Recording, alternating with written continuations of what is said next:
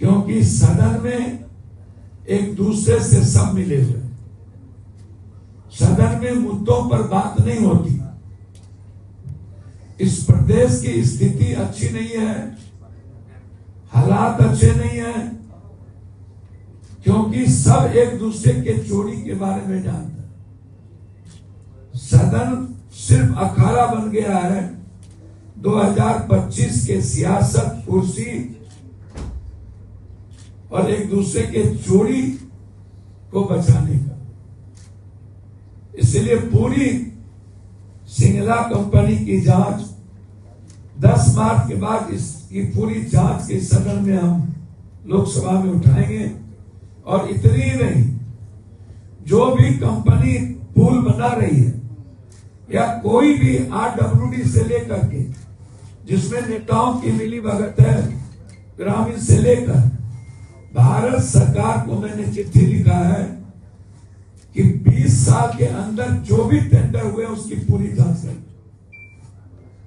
प्रधानमंत्री जी को भी, मुख्यमंत्री जी को भी, क्योंकि बिहार के मुख्यमंत्री तो अब सिर्फ पदाधिकारियों ने उन्हें निस्तब्ध कर दिया।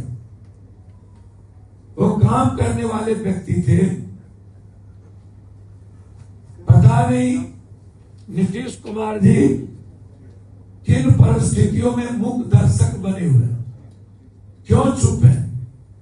क्या कारण है कि इस प्रदेश की प्रगति रुक गई? याद होगा एक लड़का जिनका नाम राम बाबू आरा, इनको लेकर के हमारे मित्र जो बहुत अच्छे हैं, नीरज जी एक ईमानदार एसपी पर प्रेशर देके पूर्णिया में उन्होंने जो प्रेस कॉन्फ्रेंस किया था, इनको नीरज जी जदयू ऑफिस में बुलाए। सीसीटीवी फुटेज है उस तारीख के पहले की। जदयू ऑफिस में बुलाकर इन्हें ट्रेनिंग दी गई और वही सिक्योरिटी हॉल में मेरे खिलाफ एक वीडियो इनसे बनाया गया जदयू ऑफिस, और वहीं से हमको धमकी दिलाई गई। कहा यह गया कि पप्पू यादव के धमकी को डाइवर्ट करने के लिए तुमको ये काम करना है। नीरज जी ने 2 लाख रुपया बचा और उन्होंने इन्हें चुनाव लड़वाने की बात की। कोई एक राजद के नेता है, क्या नाम है? हरिकांत सिंह। मुझे लगता है कि ऐसा बजट मैंने किसी भी, जो सबसे छोटा प्रांत है उस प्रांत में भी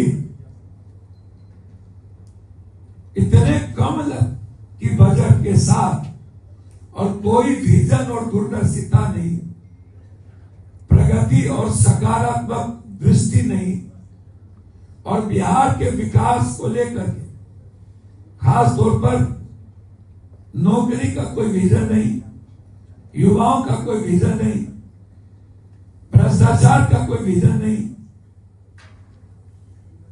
और माफिया राज का कोई विजन नहीं। इसीलिए मैं आदरणीय विजय जी से आग्रह करूंगा कि आप सभी मंत्री उस लायक नहीं बचे हैं। लगभग मंत्री वसूली कर रहे हैं, लोगों से पैसा वसूल रहे हैं, लगभग, चाहे वो PhD, चाहे वो RU, सभी टेंडर में पैसा वसूल के मंत्रियों को पदाधिकारी के द्वारा भेजा जाता है। हेडक्वार्टर में जितने पदाधिकारी हैं, चीफ इंजीनियर और डिप्टी सेक्रेटरी रैंक, सब वसूली में लगे हुए हैं। याद होगा एक लड़का जिनका नाम राम बाबू आरा, इनको लेकर के हमारे मित्र जो बहुत अच्छे हैं, नीरज जी एक ईमानदार एसपी पर प्रेशर देके पूर्णिया में उन्होंने जो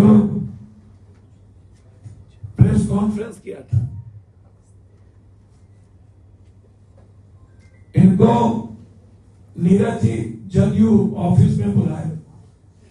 सीसीटीवी फुटेज है उस तारीख के पहले की, जदयू